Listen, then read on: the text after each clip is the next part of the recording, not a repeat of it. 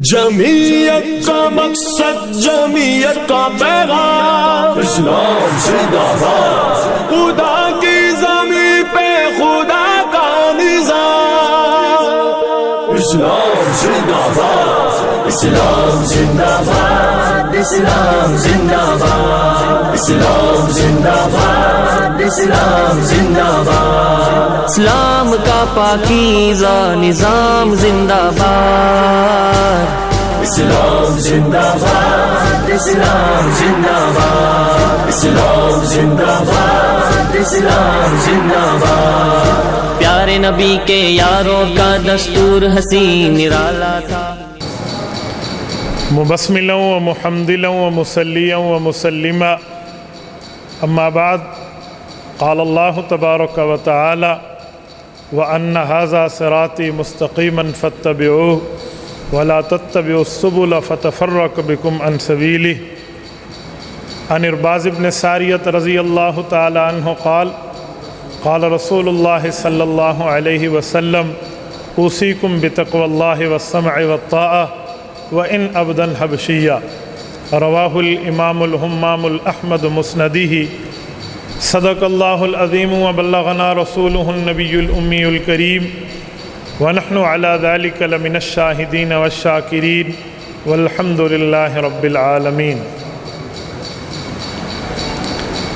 معزز دوستو، آج 13 ستمبر 2020 ہے اور ہمارے ضلعی جنرل سیکرٹری محترم چودھری محمد اشفاق ایڈوکیٹ صاحب نے مجھے اس میں مدعو کر کے ایک عزت بخشی ہے کہ ڈی آئی خان کی ایک کریم عہدیداروں کی موجود ہے۔ ان میں عہدے کی ذمہ داری کے حوالے سے اور اپنے ذاتی کردار معاشرے میں جماعتی لیول پر کس طرح ادا کیا جائے، میں اس کی 2-4 باتیں آپ کی خدمت میں عرض کرتا ہوں۔ سورۃ انعام آیت نمبر 153 کا ایک ٹکڑا میں نے پڑھا ہے۔ اس آیت کا ترجمہ آپ لوگ بخوبی سمجھتے ہیں۔ اللہ رب العزت ارشاد فرماتے ہیں کہ سیدھا راستہ صراط مستقیم ہے، اس سیدھے راستے سے نہ ہٹیے، اگر ہٹو گے تو آپ مختلف راستوں میں پڑ جاؤ گے اور وہ آپ کو صراط مستقیم سے جدا کر دیں گے۔ امام رازی رحمۃ اللہ علیہ تفسیر کبیر میں اس آیت کی شرح میں جو بات لکھتے ہیں اس کا مفہوم کچھ یوں ہے۔ فرماتے ہیں سیدھے راستے کو سبیل فرمایا گیا ہے اور اس سے ہٹنے والے راستوں کو سبل فرمایا گیا ہے۔ سبیل سنگولر ہے، واحد ہے، اور جو سبل ہے یہ جمع ہے، پرولر ہے۔ کا بنیادی بات یہ ہے کہ جب بندہ صحیح راستے سے ہٹتا ہے تو شیطان کئی راستوں پہ منہ بنا کے اس کو کھانے کے لیے موجود ہوتا ہے۔ اس سے پتہ چلا ہدایت کا راستہ ایک ہے، گمراہی کے راستے متعدد ہیں۔ ہدایت کا راستہ کون سا ہے؟ جس پر جماعتی فیصلہ ہو، اتفاق ہو، اتحاد ہو، اجماع ہو، اسے جماعتی فیصلہ، سیدھا راستہ، صراط مستقیم کہا جاتا ہے۔ اس سے ہٹ کر اگر کوئی بندہ اپنی راہ اپناتا ہے تو وہ سبل میں پڑ جاتا ہے، اور سبل میں پڑنے والا، مختلف راستوں میں پڑنے والا، یہ شیطان کے منہ میں چلا جاتا ہے۔ اور حدیث پاک یہ مشکات میں بھی ہے، مسند احمد میں بھی ہے۔ حضرت ارباز بن ساریہ فرماتے ہیں اللہ کے رسول صلی اللہ علیہ وسلم نے فرمایا میری وصیتوں میں بنیادی وصیت یہ ہے کہ آپ اپنے امیر کی اطاعت کرنا، وہ اگرچہ حبشی غلام ہی کیوں نہ ہو۔ یہ جملہ کیوں فرمایا؟ ایک حبشی اور ایک غلام، یہ 2 صفتیں ہیں۔ عموماً فطری طور پہ بندہ سفید کے بجائے کالے رنگ کو ناپسند کرتا ہے، اور احرار، حر، آزاد کے بجائے غلام کو ناپسندیدگی سے دیکھا جاتا ہے۔ یہ فطرت ہے، کوئی دینی معاملہ نہیں ہے۔ تو فرمایا اس جگہ آپ کی فطرت بھی آڑے نہ آئے، اس جگہ آپ کا میلان قلب بھی آڑے نہ آئے، اس جگہ آپ کی ذاتی خواہش اور ناخواہش بھی آڑے نہ آئے کہ میرے امیر میں یہ چیز ہے، یہ چیز ہے، تو ذاتی اعتراضات آپ نے اس پہ نہیں کرنے۔ ابداً حبشین کہہ کر ہمیں ذاتی اعتراضات سے بچایا جا رہا ہے۔ اس آیت اور اس حدیث پاک کی روشنی میں جمعیت علماء اسلام کے حوالے سے 2-4 باتیں عرض کرتا ہوں۔ جمعیت علماء اسلام کا کارکن اور باقی کارکنوں میں فرق ہونا چاہیے، اور الحمدللہ فرق موجود ہے، دنیا جانتی ہے۔ نمبر 2، ہمارے جسم پہ تو فرق ہے، ہمارے لباس میں تو باقی کارکنوں سے فرق ہے، ہمارے نظریات میں بھی فرق ہونے چاہیے۔ نظریات کیا ہوتے ہیں؟ یاد رکھیں، جو نظریاتی ہوتا ہے، نظریے کو سمجھنے والا ہوتا ہے، ہمیشہ اس کا لہجہ نرم اور موقف گرم ہوتا ہے۔ لہجہ نرم کا معنی وہ سمجھوتے کا قائل ہوتا ہے، موقف گرم کا معنی وہ اپنی بات پر دلیل رکھتا ہے، اور دلیل کو دلیل سے توڑنا، دلیل کو دلیل کی بنیاد پہ بات کرنا، یہ اس کی صفت اور خاصہ کہلاتا ہے۔ تو ہمیں نظریات کے طور پہ نظریاتی ہونا چاہیے۔ میں نظریاتی کسی جماعت کی بات نہیں کر رہا، اپنے منشور اور دستور کے مطابق بات کر رہا ہوں، اور ہر کارکن کو رکنیت فارم ملتا ہے۔ آپ توجہ میری طرف رکھیں، میں چند گزارشات کروں گا، توجہ۔ آپ مجھے دیکھیں گے تو میں بات کروں گا نا۔ ہم منشور اور دستور کو پڑھ کر سمجھ کر آگے بات چلائیں۔ آج بنیادی طور پہ ہمیں دستور اور منشور کا بنیادی فرق ہی پتہ نہیں ہے۔ بھئی یہ ہمارا دستور ہے، یہ ہمارا منشور ہے۔ اگر پوچھ لیا جائے دستور کا مطلب کیا ہے اور منشور کا مطلب کیا ہے، چلو عام کارکن نہ بتائے، عہدے دار کو ازبر ہونا چاہیے۔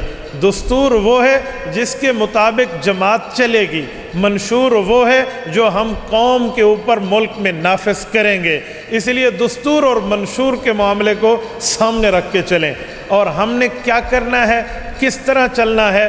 ناراض نہ ہونا، ہم نے عہدوں کی باتیں تو دستور میں یاد کی ہوئی ہیں، یہ میرا اختیار ہے، یہ تیرا اختیار ہے، تو نے اختیار سے تجاوز کیا ہے۔ چلو یہ اختلاف ہوتا ہے تو یہ حسن ہونا چاہیے، لیکن اختلاف اس حد تک اختلاف رکھیں جب تک افتراق کا سبب نہ بنے۔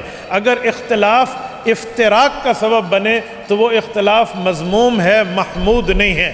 اختلاف محمود اور ہے، اختلاف کریں دلیل کی بنیاد پہ، اور اگر دلیل نہ ہو پھر اختلاف مذموم ہے، اس سے بچنا چاہیے۔ اور ہم نے کیا کرنا ہے، اہداف کیا ہے، اغراض کیا ہے، مقاصد کیا ہے، یہ ہر بندے کو ذہن میں رکھنے چاہیے اور اس کو پڑھنا چاہیے۔ رکنیت فارم میں بھی موجود ہے، دستور کے اندر بھی موجود ہے۔ میں آج 3 کتابیں ساتھ سمجھانے کے لایا ہوں۔ ایک اس میں دستور ہے، عہدے دار کو دستور ازبر ہونا چاہیے۔ اس کو میں دوسرے لفظوں میں کہوں تو اس کو گھول کے پی لینا چاہیے دماغ کے اندر، بندے کو پتہ ہو دستور میں معاملات کیا ہیں۔ اگر دستوری طریقے پہ، اگر ہم بنیادی طریقے پر چلیں گے تو کبھی اختلاف نہیں ہوگا۔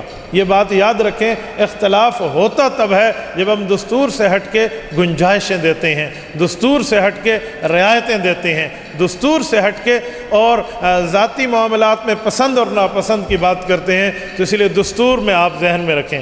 دستور کی بنیادی چیزوں میں میں مختصراً 1-2 باتیں آپ کی خدمت میں رکھتا ہوں۔ اس کا دفعہ نمبر 1 کے بعد دفعہ نمبر 2 پہ آئیں تو 10 چیزیں ہیں۔ یہ جو 10 چیزیں ہمارے اغراض و مقاصد میں شامل ہیں۔ اغراض و مقاصد کا معنی ہدف، ہدف کا معنی جس جگہ پر ہم نے پہنچنا ہے۔ میں ہدف کی آسان مثال آپ کو سمجھاؤں۔ آج ہر بندے نے شکار تقریباً کیا ہوا ہے، اور شکار کرنے کے لیے کوئی بندہ بندوق سامنے رکھے نا تو شکاری کی آنکھ سے لے کر back side you, four side نوب اور ہدف جو لکیر بنتی ہے، اسے اغراض و مقاصد سے تعبیر کیا جاتا ہے۔ تو ہم نے کہاں تک چلنا ہے، کیسے چلنا ہے، کس طرح چلنا ہے، کیسی پالیسی ہوگی، ان کو اغراض و مقاصد کہا جاتا ہے۔ یہ رکنیت فارم کے بیک پیپر پہ بھی لکھے ہوئے ہیں اور اس کے علاوہ دستور پہ بھی موجود ہیں۔ نمبر 1، علماء اسلام کی روشنی میں مسلمانوں کی متفرق قوتوں کو اکٹھا کر کے ہم نے اسلام کے نفاذ کے لیے کوشش کرنی ہے۔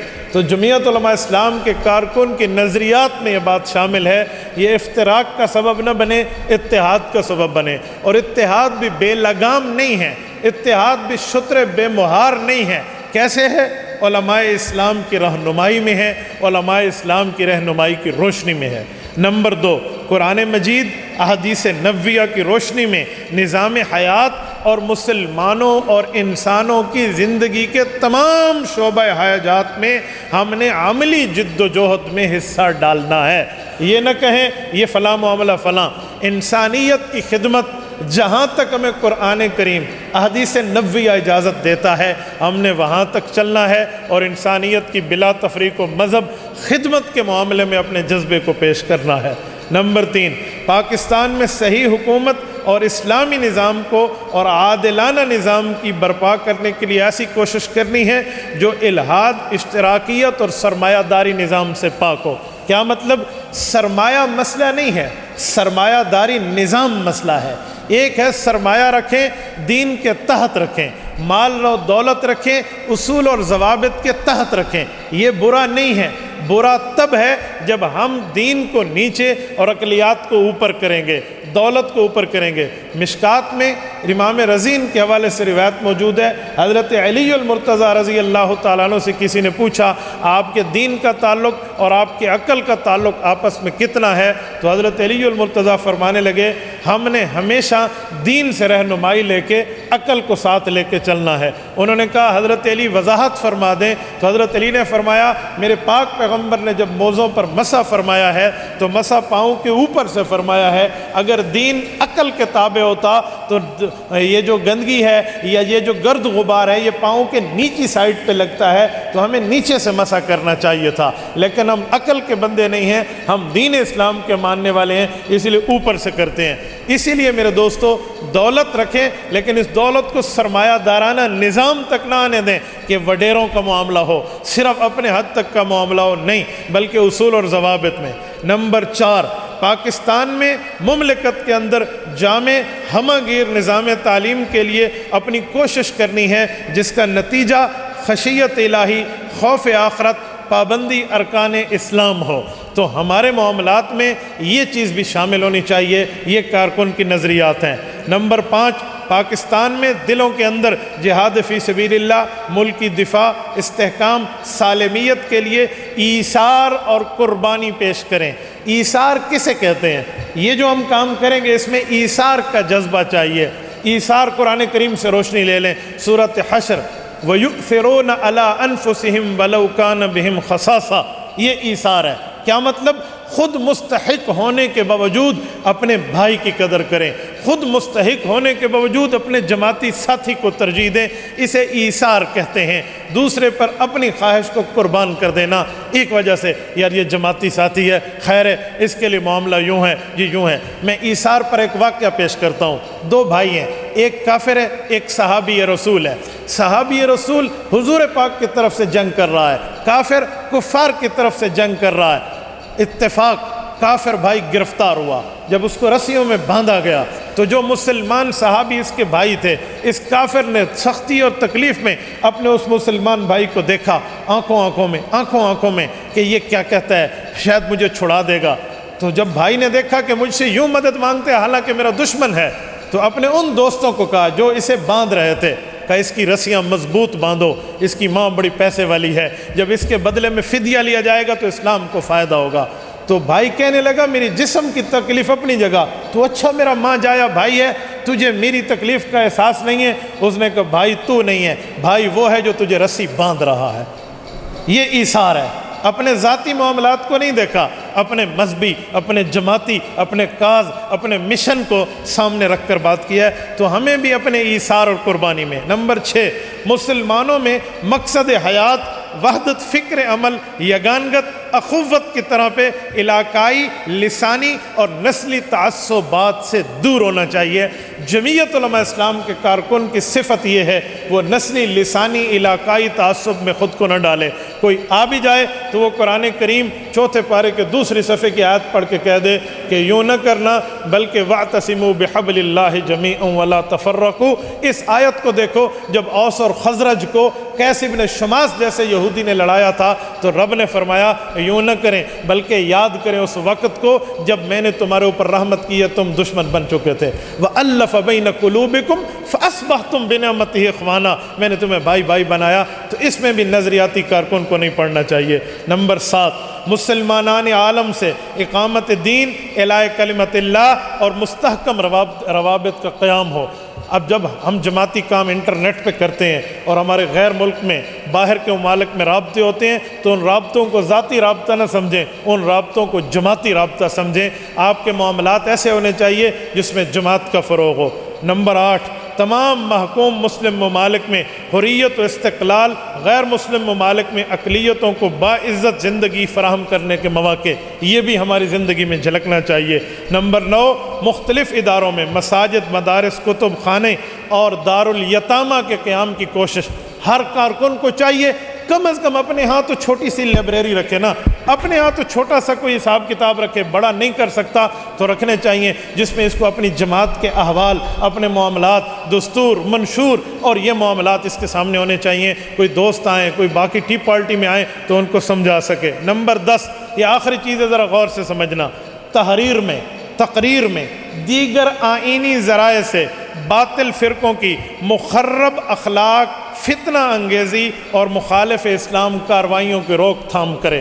پہلے تھا اتحاد کرنا ہے، کس طرح؟ علماء کی رہنمائی کی روشنی میں۔ ہاں، اگر اتحاد کے راستے میں کوئی رکاوٹ ڈالے اور ایسے مخرب اخلاق باتیں اور فتنہ انگیزی کے معاملے کو سامنے لائے تو جمعیت علماء اسلام کے کارکن کو دستور شکل نمبر 10 پر بتا رہا ہے، دفعہ نمبر 2 کی شکل نمبر آخری نمبر پہ، کہ آئینی ذرائع کو استعمال کرتے ہوئے، اسلامی ذرائع کو استعمال کرتے ہوئے اس کی روک تھام کی کوشش بھی کرنی چاہیے۔ خلاصہ، امر بالمعروف بھی ہم نے کرنا ہے، نہی عن المنکر بھی ہم نے کرنا ہے، یہ دونوں چیزیں ہیں۔ اور اس کے ساتھ ہمیں معلومات ہونی چاہیے اپنی جماعت کے بارے میں، اپنے معاملات کے بارے میں۔ میں نے کل ایک بندے سے بات کی، میں نے کہا ہمارے پرچم میں کتنے دھاریاں کالی ہیں، کتنی سفید ہیں؟ دوست بات نہیں کر سکتے۔ ہمیں تو کم از کم یاد ہونا چاہیے اور یہ بھی پتہ ہو کہ سفید دھاریاں کم کیوں ہیں اور کالی زیادہ کیوں ہیں۔ 9 پٹیوں پر مشتمل ہمارا پرچم ہے، سفید 4 ہیں اور کالی 5 ہیں۔ وجہ کیا ہے؟ جمعیت علماء ہند جو انڈیا کی جمعیت علماء ہے اس کی تو 11 دھاریوں پر مشتمل پرچم ہے، ہمارا 9 پر کیوں ہے؟ بنیادی بات ذہن میں رکھیں، وہ ہم سے فوقیت میں ہے، ہم سے پہلے ہے۔ ہم نے الافضل فالافضل، الاقدم فالاقدم کے اصول، بڑے کو بڑا درجہ دیتے ہوئے یا آسان لفظ میں پہلے آئیں پہلے پائیں کے اصول کو رکھتے ہوئے اس جمعیت کو فضیلت دی ہے، اسی لیے ہم نے اپنے پرچم میں 2 دھاریاں کم کر لی ہیں۔ اور اس میں کالے دانے زیادہ کیوں ہیں اور سفید کم کیوں ہیں؟ اس کی کئی وجوہات ہیں، میں ایک وجہ پیش کرتا ہوں۔ مجمع الزوائد میں سیدہ ام المؤمنین سیدہ کائنات رضی اللہ تعالیٰ عنہ کی روایت ان کے ہار کے لیے موجود ہے، جو اماں عائشہ کا غزوہ ذات الرقاع سے واپسی پر جو گم گیا تھا، جس کے لیے تیمم کا حکم اترا ہے، اس ہار میں بھی سفید اور کالے دانے تھے۔ امام حیثمی رحمہ اللہ لکھتے ہیں اس میں کالے دانے زیادہ تھے اور سفید کم تھے۔ اس تشبیہ کی بنیاد پہ ہمارے پرچم میں کالی دھاریوں کو زیادہ رکھا گیا ہے، اور ہمارا پرچم یہ پرچم نبوی ہے۔ ہم پرچم نبوی کہتے ہیں، ہمارے پاس دلیل اور ثبوت نہیں ہوتا۔ مسند احمد میں بھی ہے اور اسی طرح مشکات میں بھی ہے اور ابن ماجہ میں بھی ہے۔ حضرت براء ابن عازب رضی اللہ تعالیٰ کی روایت ہے کہ رسول اللہ صلی اللہ علیہ وسلم کا پرچم جو تھا وہ پرچم مربع تھا اور اس میں دانے دار کالی پٹیاں تھیں، تو یہ اسی سے نکلا ہوا پرچم ہے۔ اور حضور پاک کے پرچموں میں 2 کا ذکر ہے۔ ایک دن ایک بندے نے مجھے کہا کہ حضور پاک کا پرچم تو سفید بھی ہے، یہ مسند احمد میں روایت موجود ہے، تو صرف پرچم نبوی آپ اسے کیوں کہتے ہیں سفید کا ہے؟ میں نے کہا ہمارے اکابر جمعیت علماء اسلام کے اہل علم بھی ہیں اور اہل عقل بھی ہیں، اللہ نے انہیں شعور بھی دیا ہے، علم بھی دیا ہے، انہوں نے دونوں پرچم رسول اللہ کے سنبھالے ہیں۔ حدیث پاک میں ہے جو کالی اور سفید دھاریوں والا پرچم تھا وہ لوا تھا، اور جو پرچم رسول اللہ صلی اللہ علیہ وسلم کو سفید تھا وہ رایا تھا۔